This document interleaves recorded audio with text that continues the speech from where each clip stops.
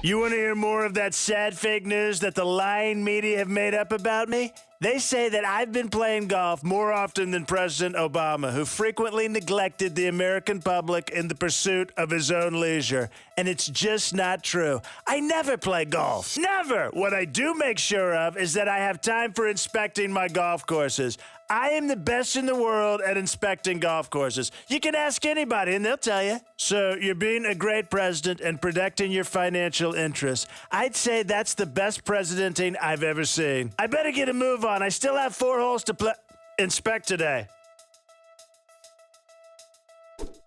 Before I go, I wanted to give you a real treat, a real celebration. You're special. You deserve it. You really, really do. Okay, so here goes.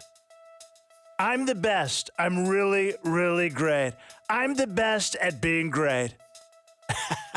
Wasn't that hilarious? That's how stupid Alec Baldwin's impression of me actually is, though.